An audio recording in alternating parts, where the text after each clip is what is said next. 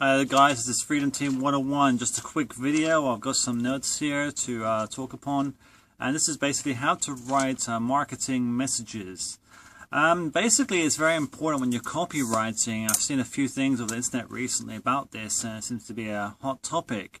As people are trying to become more and more original in their internet marketing businesses.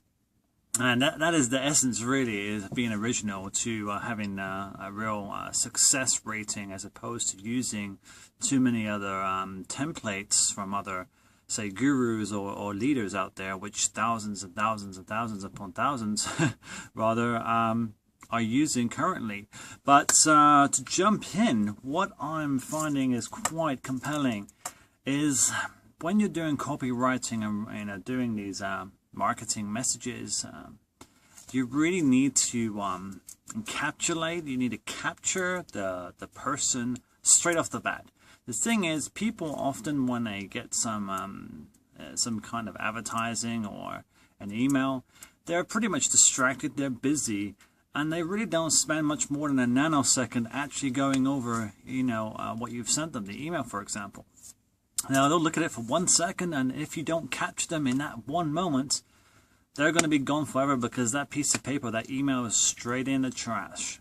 So basically, what you need to do is capture them straight away, and that's imperative to have success. What you need to do is that, I would say, actually, in fact, it's common knowledge as well, is headline is the number one key important. It's the point of contact. It's imperative, because once you have the headline, that captures the person, and what you do is you drag them in here, and you have the subheading. And then from the subheading, it goes to the opening, and then for the second paragraph. So you need to draw them into your story gradually, with mostly the headline and subheading being obviously the most important to attract some interest. The thing is, unfortunately, as I said before, your prospects are busy, they're distracted, and mostly are skeptical. And especially the smart ones, the ones that you really want on your team, are the skeptical ones, because they're the ones that, don't like the BS, and those are the ones that are free thinking and original in most cases. And those are the great minds you really want to capture. But what you really need to do is sort of grab them in essence, and metaphorically speaking, throw them against the wall and actually say, pay attention now. Pay attention now to what I'm sending you. That's what you've got to do. So basically, a compelling narrative as well. Everything really has to be compelling, but a capturing headline, subheading, and then leading into the opening and the second paragraph especially has to be compelling as much as possible. Here are just a few examples of lead-in templates, which I'm going to share with you, which are actually, from my research, are actually doing very well and having a very good lead to conversion ratings in the online business and general copywriting across the board. Now, basically, you can have a few categories here. One could be like the burning questions. The second one could be the invitation. Third one, behind the scenes story. And the next one is the you approach. Now, let me give you an example here of the burning question, for example. I'm just reading from my notes here at this point, because I need to get this correct for you. Now, basically, for the burning question, you could say something like, you are the first in your area to receive. Now, let me repeat that. It's a burning question. You are the first in your area to receive. The second one could be a behind the scenes story. This is quite a good one, actually. It says, 8 o'clock in the morning, I arrived at the office to find. Or you can have something, it happened again, ...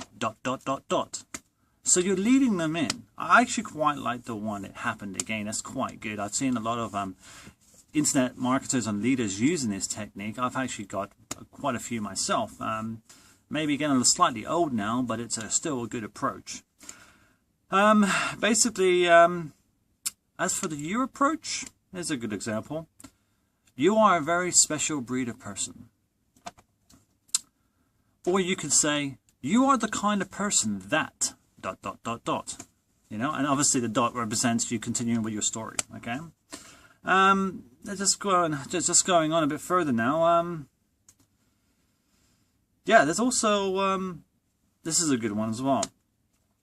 You could say odds are that you will qualify, you will not qualify for this offer that I'm about to make you, but on the off chance you are ... and go on. So basically you're challenging them to see if they can actually qualify, to see if they're worthy. And obviously if a person likes a challenge, it's human nature to say, oh, no one likes to be rejected in essence. So it's quite good here because you're saying that they may not qualify. You're not saying, oh, I've got a great offer for you and here it is.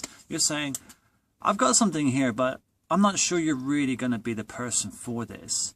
But if you take a look, you're creating curiosity, you're creating intrigue, and most likely, more often than not, you're going to get somebody opening that up. I mean, I've fallen for that many times before, and that's probably one of the best examples I can give you right here. Just moving on now. So basically it's twofold. You need to really paint a picture. You need to paint a mental picture the prospects will get from your product. So in essence, you're saying that you want to sort of convey a story of the benefits, not the benefits so much, but basically what they will get from the product you're offering them.